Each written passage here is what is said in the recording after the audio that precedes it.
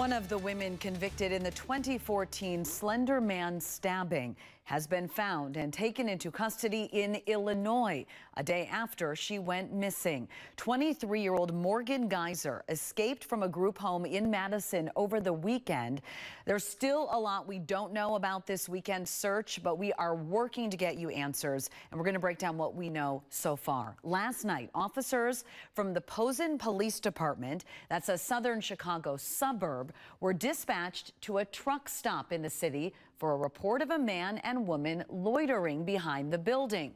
Patterson is about 20 miles south of Chicago. Officers say they found the two sleeping on the sidewalk, saying Geyser refused to give her real name, insisting to officers she could not give her identity because she, quote, had done something really bad.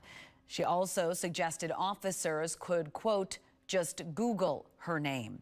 According to Madison police, Geyser was last seen around 8:15 Saturday night on Cronky Drive after cutting off her GPS monitoring bracelet and leaving the group home where she was living. Madison police only learned Geyser was in Madison 12 hours later, that she had not returned, that is. Then they were notified around 8 a.m. yesterday that she was missing.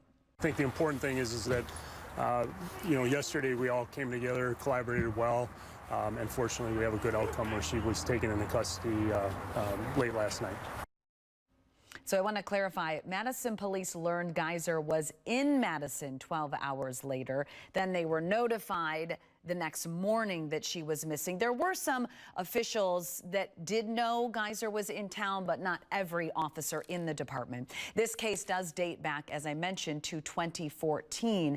Going back in time, that is when Geyser and her friend Anissa Wire lured their classmate Peyton Leitner to a park in Waukesha. The pair stabbed her multiple times to please the fictional character Slender Man.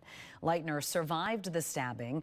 In 2018, Geyser was sentenced to 40 years in a mental hospital. She was found guilty, but not guilty due to mental disease, for attempted first-degree intentional homicide. Geyser was released from the Winnebago Mental Health Institute in March of this year, and then in July, a judge approved a decision to move her to a group home in Sun Prairie. But a month later, the facility declined her placement due to community pushback. Now, after this, Geyser's attorney and a judge decided to move Geyser to an undisclosed location.